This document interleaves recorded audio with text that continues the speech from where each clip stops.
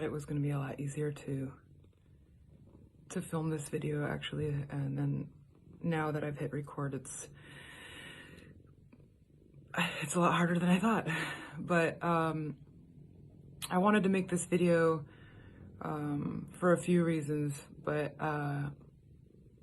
you know, I'm going to talk about some really super heavy stuff, so you know, if it's too much for you, I totally understand if you just go ahead and keep scrolling or skip through this. But 2 days ago, I watched Paris Hilton's new documentary called This Is Paris, and I was pretty, how do I describe it? I mean, watching her talk about some of her past traumas going to this this school,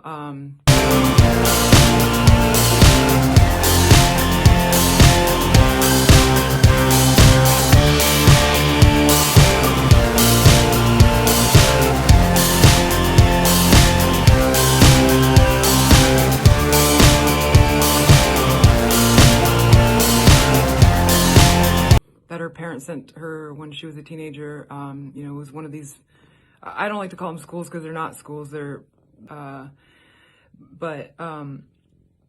but listening to her story in the documentary, it just triggered so much shit for me because it turns out that I went to the same school. I was sent to the same place, and I was 15 when I was sent, and I spent my 16th birthday in there, so I was there for a total of 6 months, and they were definitely the most traumatic 6 months of my life.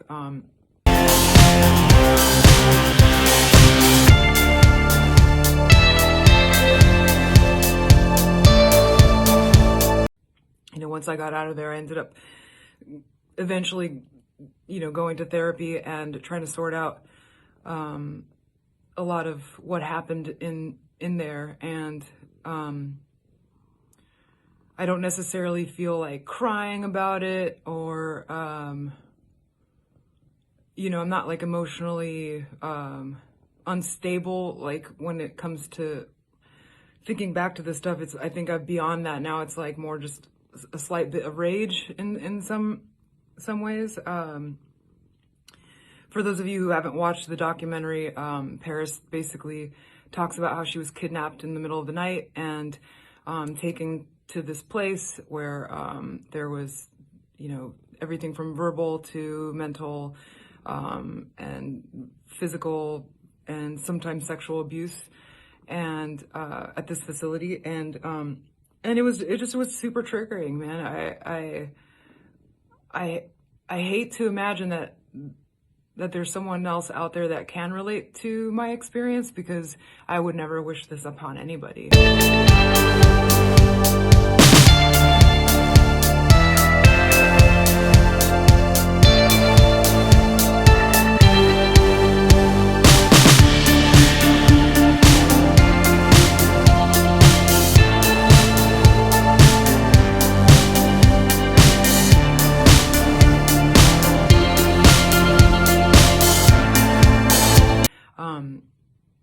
So I guess to tell the story, it was that, like, as a teenager, you know, I was brought up like in a pretty conservative household, and I think my parents were very worried about me, like once I started, you know, listening to punk rock music and starting to look a little bit different than all the other kids at school or at church, and it just raised a lot of red flags for them, and I think that they were just terrified that I was going down the wrong path. You know, I started tattooing, I dropped out of high school, and I think they just didn't know what to do with me. And someone, I'm pretty certain it was a therapist, like a family therapist, that recommended that they take me to this place and commit me to Provo Canyon.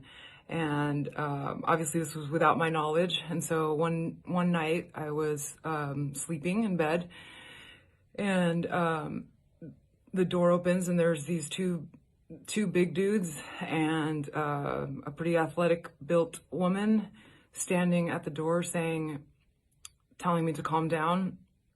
and to get dressed, and that we were going to be leaving, and that if I didn't do what they say, then I would have to choose the hard way, which was getting handcuffed.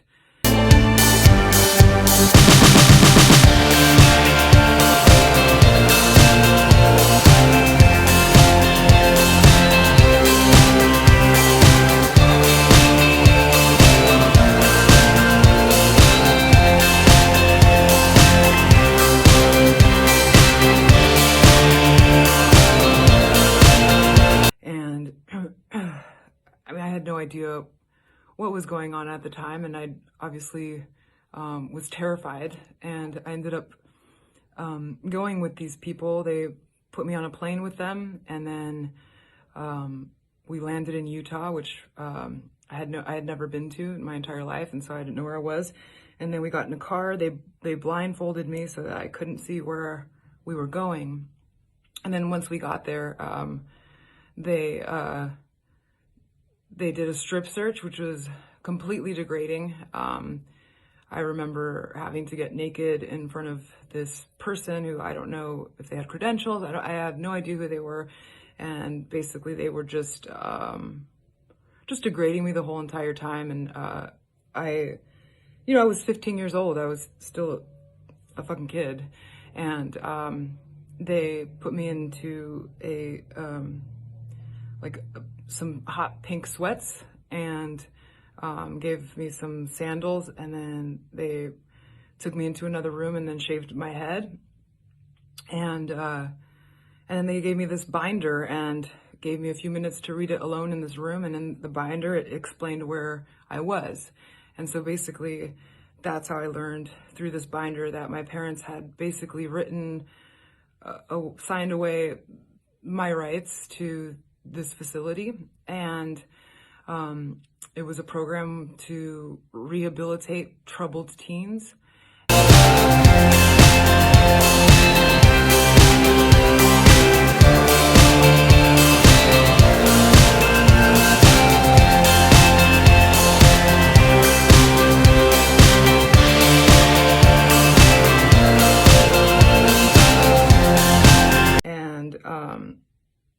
And there was no way out. Yeah, there was nowhere to go. I mean, there was barely any windows anywhere.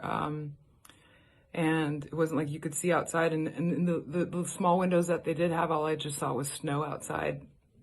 So even if you did manage to escape somehow, which would be impossible, where would you go? And so I quickly learned that I had to pretty much kind of work the system and try and get out as soon as I could. You know, the binder had said, hey, like the minimum amount of time that you're going to be here is 3 weeks. But depending on your progress, you may get time added onto that. And so I was like, okay, I'm determined. I'm going to get out of here in 3 weeks, and I'm going to ace everything, and I'm going to go home. And I had no idea that it was going to end up being 6 months of being trapped in this pretty crazy, just torturous, awful place. I'm gonna try and kind of keep on track because my mind goes everywhere. But the first week I was there, they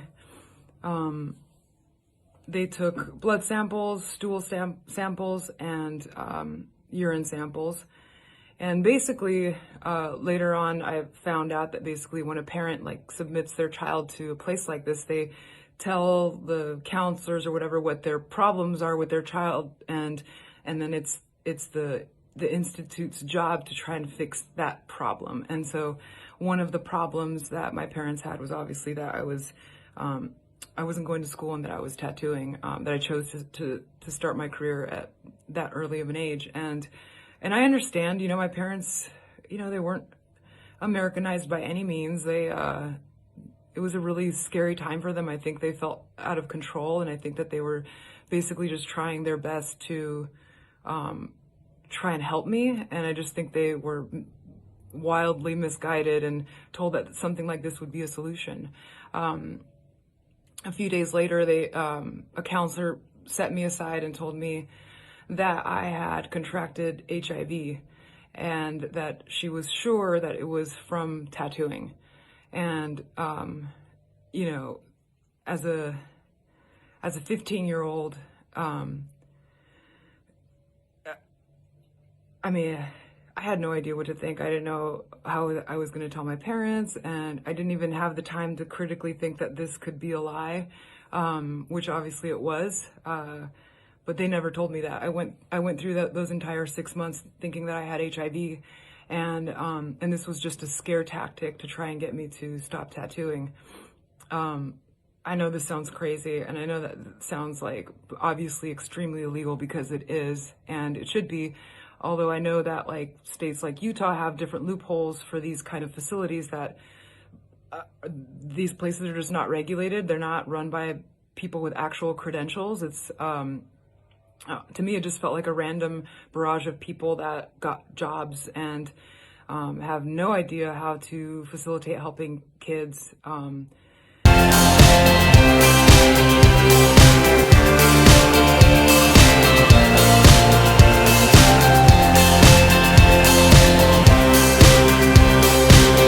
And, you know, going so far as to diagnose somebody with a disease that potentially could kill you, and then later on not tell you that that was just a scare tactic, I think is such a mind fuck and such an awful thing to do to anybody. And I can't believe that this place ever existed. And so anyways, that was one of the awful things that I endured while I was there. They had all kinds of odd forms of punishment. If you, we were told we had to stand in line at all times, and that if you need something, you have to ask. Like if you want to adjust your clothes, you would have to ask before doing it. If you needed to cough or sneeze, you'd have to ask prior to doing that. If you don't, you would get docked points or get different forms of punishment. One of the common punishments that I saw and endured was having to sit in a chair facing a wall for hours on end. Some girls had been stuck staring at a wall for days. And if they fell asleep or fell off their chair, they would just get docked more time.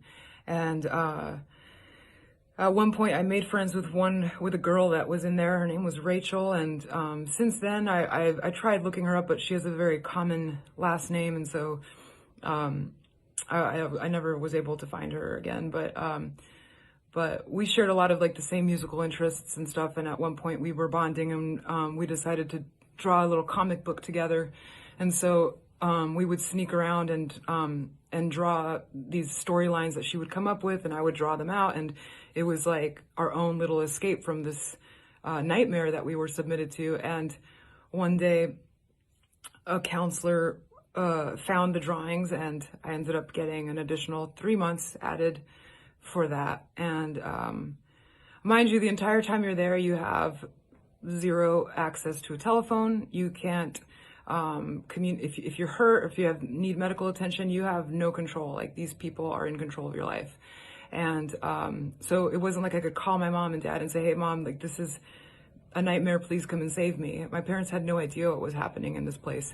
And that's why I think I never was mad at them. Because I know that if my parents knew what was going on in places like this, they would have never let me stay there. They would have come and saved me. But, you know, when we finally were able to have conversations with our parents, they were always monitored with somebody, like a counselor had to be on the phone with you. And the minute, if you started trying to tell the truth about what was happening, they would just hang up and then call your parents and tell them, oh, she's being manipulative and trying to get out. So we'll try this again next week. And so there's a lot of things that I've definitely blocked out from my experiences there. There was like a stop sign shaped, I don't know if it's a hexagon or octagon or whatever, shaped room that was made out of bricks, and it had a drain in the center. And that was where, if you acted out, they would come around and inject sedatives into your butt and either put you in a straitjacket or just sedate the hell out of you to where you were pretty much in a coma. And they would put you into, you know, the solid, what is it? into isolation. And some girls were in there for days at a time, and like peeing on themselves and defecating in that drain. And it was pretty hard to be a witness to all that. And there was people there that were not people. There was kids there that were there for all different types of reasons. From being a runaway to committing crimes or drug addiction, and there were some people with serious mental illness. But the problem that I saw was that they were just force-feeding medication on a majority of people there, and so most people were just zonked out of their minds. And to me, I just wanted to get out of there, so I just did whatever they told me, and to the best of my capabilities, and worked the program as much as possible, even though I not for 1 minute believed in anything that they were trying to shove down my throat. And yeah, 6 months went by, and I eventually was released into another less strict school.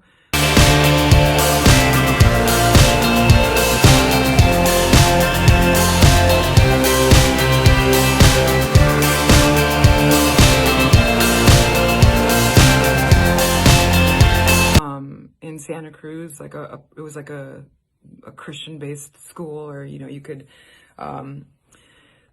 be normal, I guess.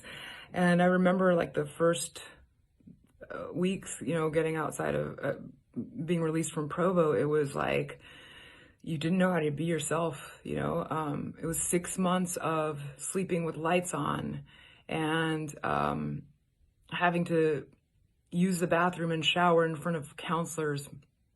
And I remember the first time stepping into the new school, I was scared to go to the bathroom because I was worried that if I closed the door, I might be sent back. And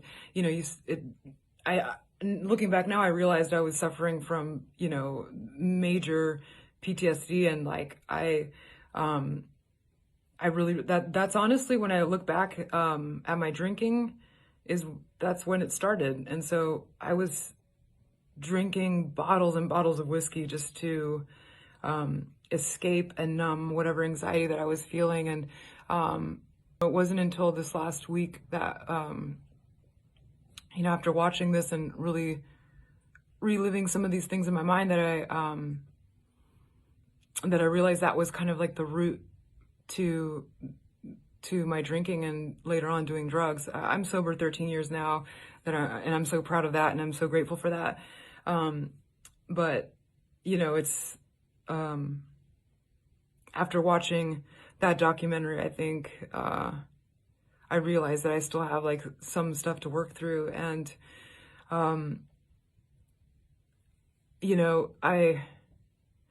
I think one of the last things, or I don't know if it'll be the last thing, but one of the things I do want to say is that I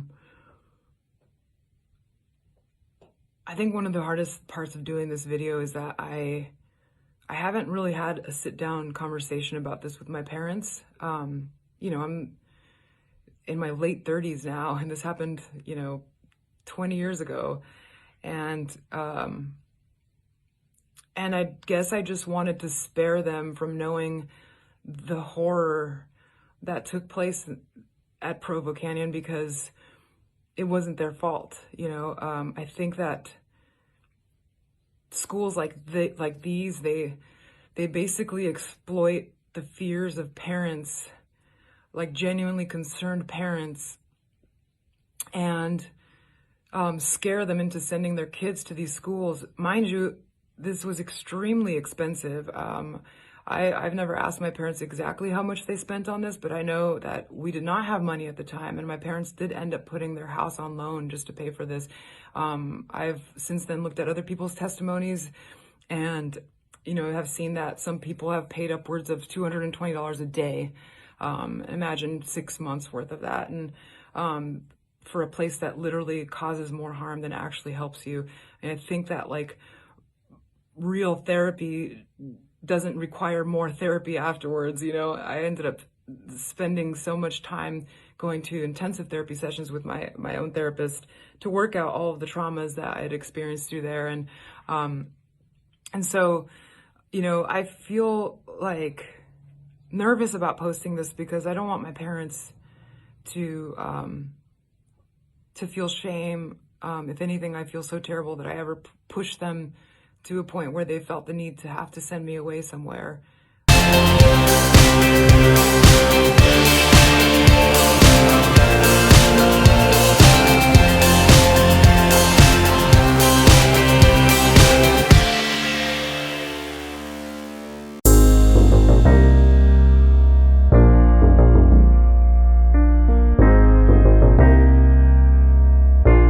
It's been a beautiful, bittersweet thing, to know that I guess you're not alone in this. I think there's a bit of shame in it, like the reason people probably don't want to talk about it. I know I don't. It's like I sound like a crazy person, or I sound like there was something wrong with me. And I was just a 15-year-old kid that was just trying to figure it out. And I don't think there's anything wrong with that.